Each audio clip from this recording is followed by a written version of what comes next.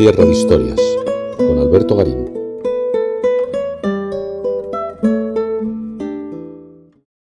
La ciudad de Jericó, en el Valle del Jordán, en Palestina, está considerada como una de las ciudades más antiguas del mundo.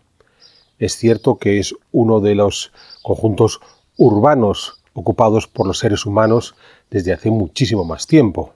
Sabemos de su ocupación desde al menos hace 12.000 años. Pero es que además de ser muy antiguo, Jericó contó con la fortuna de que fue arqueológicamente muy bien excavada, lo que permitió que los estudiosos, dirigidos por Kathleen Kenyon, llegaran hasta esos estratos de gran antigüedad. Con todo, más allá del debate que se pueda plantear sobre si es o no es la ciudad más antigua del mundo, quizás la pregunta que debemos formularnos es si era una ciudad. O dicho de otra manera, ¿qué es lo que consideramos que era una ciudad en el 10.000 a.C.? ¿De qué hablamos cuando hablamos de una ciudad? Hoy nos puede parecer evidente. Las grandes concentraciones de población, con numerosos edificios, muchos de ellos de gran altura, donde se desarrollan las actividades más variadas, sobre todo vinculadas al sector de servicios e intercambios. Es decir, si estamos ante un núcleo de población con millones de habitantes, miles de edificios y una actividad compleja durante todo el día, no tenemos duda de hablar de una ciudad. Es más, la forma de distinguir una ciudad de un pueblo hoy se reduce a esta cuestión de tamaño. Si hablamos de un pueblo, estaremos pensando en una localidad pequeña, con unos cientos o unos pocos miles de habitantes, pocas casas y una variedad de actividades más reducida, sobre todo de servicios públicos y culturales. Sin embargo, históricamente, esta distinción por el tamaño de la población y las actividades no funcionaba así. Lugares que hoy no tenemos duda en calificarlos como pueblos, fueron históricamente ciudades de partida porque así se reconocían jurídicamente. Aquí entramos en una distinción que en el tiempo fue importante. Que un lugar fuera denominado pueblo, villa o ciudad dependía del carácter jurídico del sitio y no de su conformación urbana. Si tenía muchas casas, estaban alineadas o vivía mucha gente. Esto podía llevarnos a una visión reduccionista de la ciudad, considerando que solo son tales aquellos lugares de población creada y formada por una comunidad de hombres con igualdad ante la ley, que es lo que significaba en su origen el término civitas en latín, de donde deriva el de ciudad en español, o città en italiano, o cidade en portugués. A su vez, el de civitas, derivado de otro término, el de polis, en griego. ¿Esto quiere decir que solo deberíamos aplicar el término ciudad a aquellos sitios que tienen este estatus jurídico? En un correcto análisis histórico, al menos hasta la Revolución Industrial y las revoluciones liberales, así habríamos de hacer.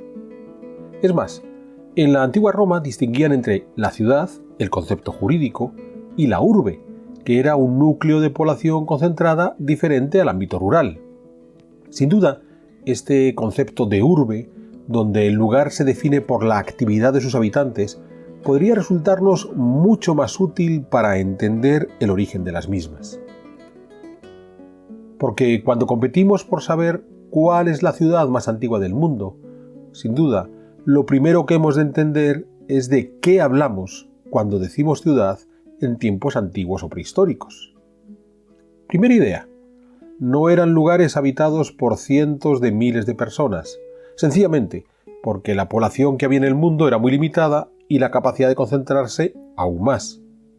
Esto quiere decir que en muchos de aquellos lugares que los historiadores califican de ciudades determinados sitios, en realidad allí vivirían unos pocos cientos de personas, todo lo más unos miles de habitantes. Es decir, lo que hoy no dudaríamos en llamar pueblos. Segunda idea. La mayor parte de los habitantes de estas ciudades del pasado habían de trabajar en las tierras que las circundaban para poder alimentar a esos urbanitas. Es decir, la actividad principal de estas antiguas ciudades era la agrícola, eso que para los romanos no era propio de urbes. Pero en cualquier caso, junto a esa actividad agrícola mayoritaria, en esas primeras ciudades se podían dar otro tipo de ocupaciones: administración estatal, ritos religiosos, lugares de recreo formales y, sobre todo, centros de intercambio. Tercera idea.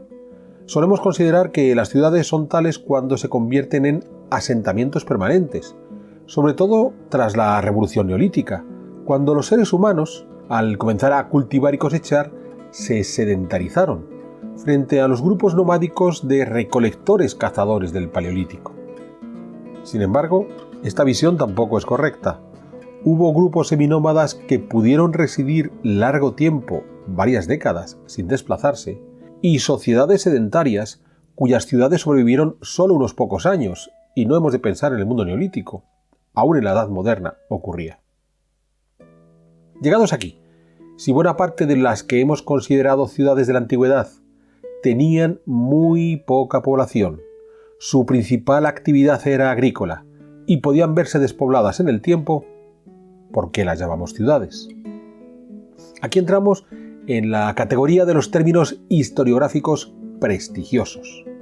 Ciudad es uno de ellos. Que una civilización determinada tenga ciudades la coloca en un escalafón superior en nuestro imaginario de ilustres del pasado. Esto no significa que debamos dejar de emplear el concepto ciudad.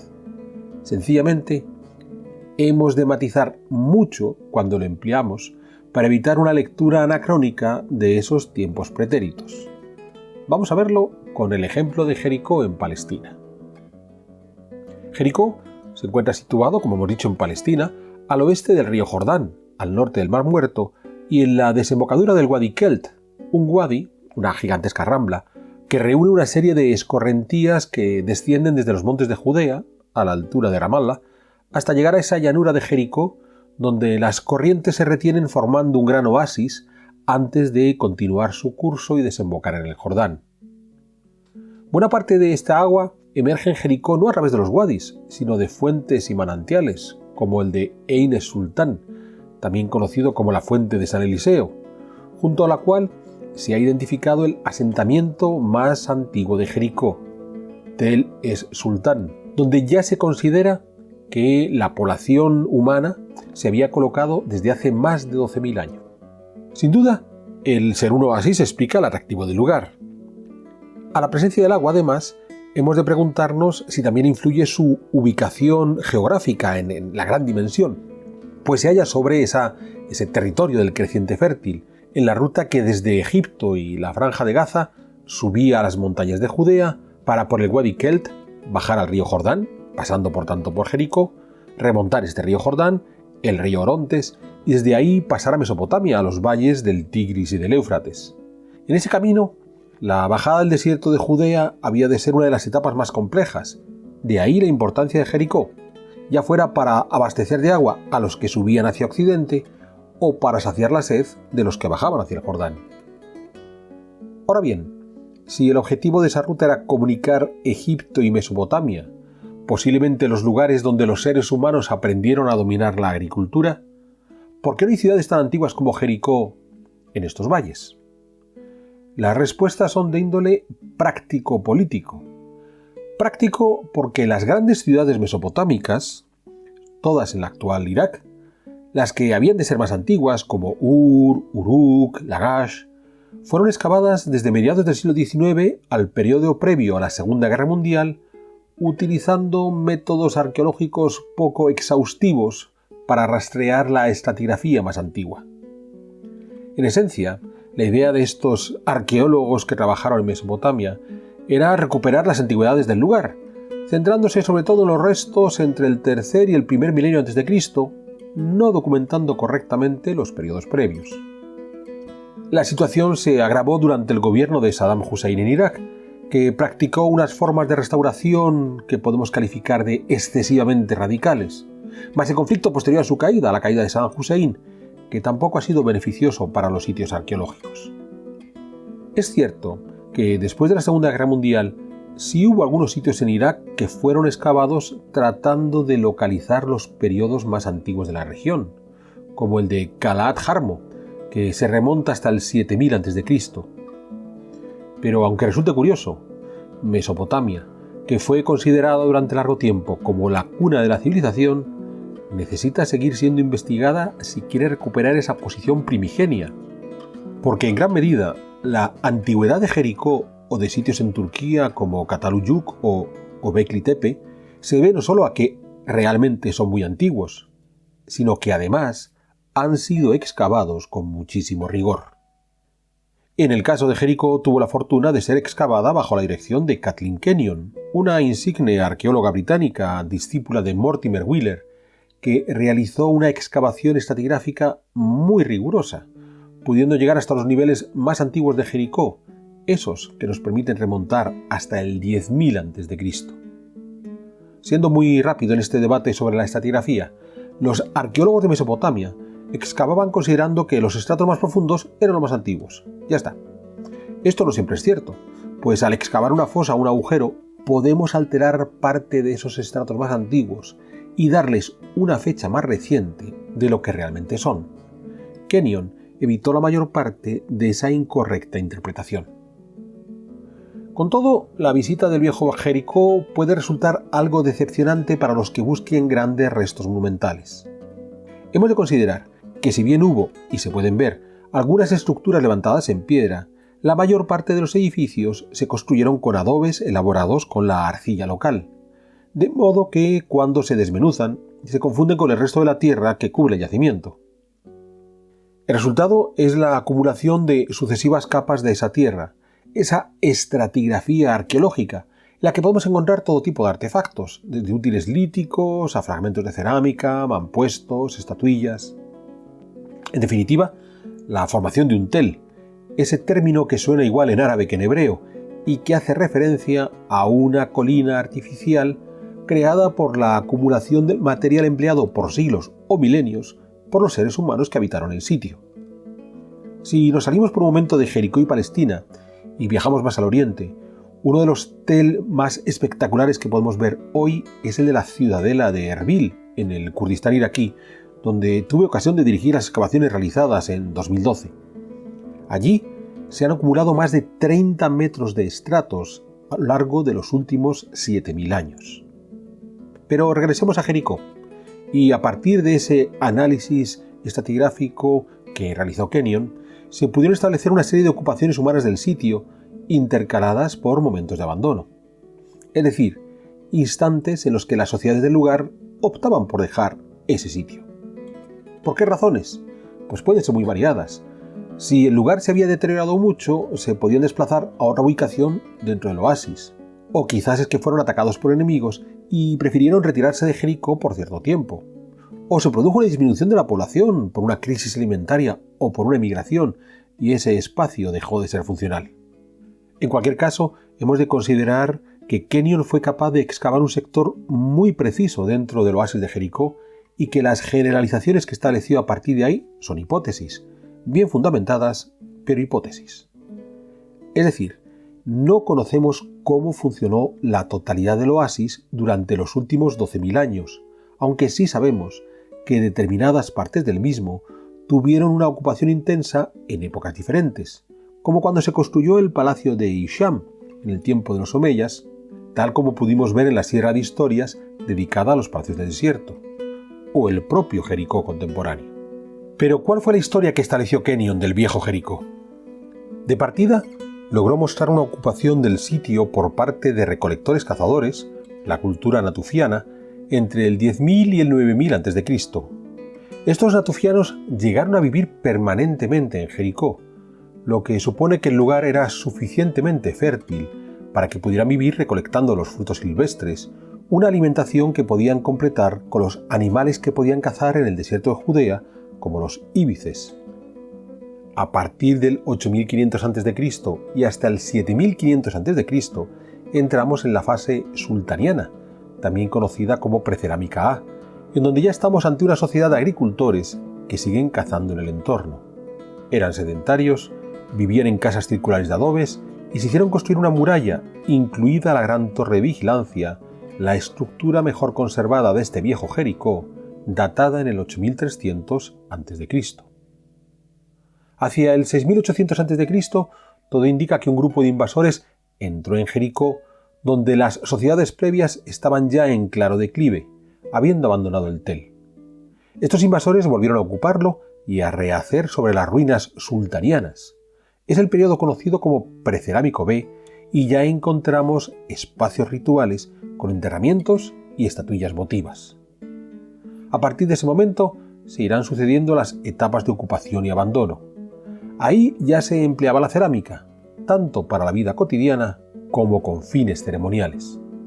Además, los habitantes de Jericó comenzaron a emplear los metales, en esencia el bronce, a finales del tercer milenio a.C., hasta llegar hacia el año 1700 a.C. En ese momento, la extensión de este viejo Jericó llegó a su máxima expansión. Pero en torno al año 1550 a.C., Jericó fue destruida. Esta destrucción es la que puede ponerse en relación con el relato bíblico, donde se narra cómo Josué hizo caer los muros, y vendría a ser otra etapa de conquista del oasis por parte de invasores foráneos que se sumaría a las previas. Pensemos, la Jericó que destruyó Josué era la Jericó número 17 o 18. A partir de ese momento, el viejo Jericó quedó abandonado de nuevo hasta el siglo X a.C., cuando volvió a ser ocupado, ya de forma más humilde, pues la mayor parte de la población se había desplazado a otros sectores dentro del oasis. Esta última ocupación, como el resto del lugar, fue destruida durante la invasión babilónica del siglo VI a.C., la del cautiverio de los judíos. Jericó logró recuperarse, pero Tel el Sultán, el sitio arqueológico del viejo Jericó, ya no volvió a ocuparse. Llegados aquí, ¿en qué momento consideró Kenyon que Jericó se había convertido en una ciudad? No fue durante la primera fase, el periodo natufiano, porque si bien esas gentes ya se habían sedentarizado, no llegaron a hacer construcciones monumentales, lo que sí ocurriría en la fase siguiente, la sultaniana, cuando se levantó la torre de piedra. De esta forma, Kenyon consideró que las características de una ciudad era que fuera un núcleo de población concentrada y bien limitado por un elemento clave que eran sus murallas de fábrica. ¿Cuánta gente podía vivir en esta primera ciudad? Pues los cálculos van desde los 200 hasta los 3.000 habitantes. ¿Y cuál era la principal actividad a la que se dedicaban? En esencia, el cultivo en el oasis, completado con la caza en el desierto de Judea. Visto así, para nuestros estándares contemporáneos, una localidad agrícola con unos cientos, quizás unos pocos miles de habitantes, no habría sido nunca considerada como una ciudad. Esto no significa que hayamos de quitarle el título a Jericó. Sencillamente, hemos de ser muy cuidadosos cuando nos encontramos ese término de ciudad aplicado a las culturas antiguas. La mayor parte de esas ciudades del pasado, como Jericó, no serían ni muy extensas, ni muy pobladas, ni con una actividad no agraria muy destacada, y todo lo más, habría algún elemento monumental especialmente significativo, una muralla, una pequeña aglomeración de casas, algo que para el arqueólogo sea suficiente para hablar de ciudad. Pero sobre todo, lo que hemos de evitar es comparar esas ciudades de la antigüedad con las contemporáneas. Que en la Baja Mesopotamia pudiéramos tener a comienzos del tercer milenio a.C. 2 docenas de ciudades, no supone que allí vivieran millones de habitantes. Probablemente, si reuniésemos a todos los sumerios de esa Baja Mesopotamia en torno al 2800 a.C., podrían vivir todos juntos en un suburbio de la actual Bagdad y les sobraría espacio. Hemos de tener en cuenta que Bagdad hoy tiene casi 9 millones de habitantes y las estimaciones del máximo de gente que pudo vivir en todas las ciudades sumerias del 2800 a.C., con estimaciones muy optimistas, no superan las 80.000 personas. El mismo ejercicio podríamos hacer cuando pensamos en las numerosas ciudades de la Grecia clásica, las de la Magna Grecia, ese territorio del sur de Italia, o cambiando de continente, los territorios mayas de Mesoamérica o el Valle Central de México en el mundo azteca. Recordemos que los arqueólogos abusen del término ciudad no nos ha de hacer caer en la trampa de creer que eso supone millones de personas en cada uno de esos sitios arqueológicos a los que, en demasiados casos, les dimos un rango urbano.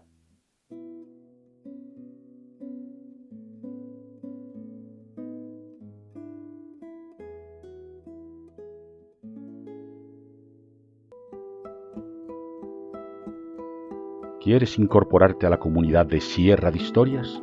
Pulsa el botón Unirme, apóyanos con tu contribución y conviértete en miembro de nuestro canal.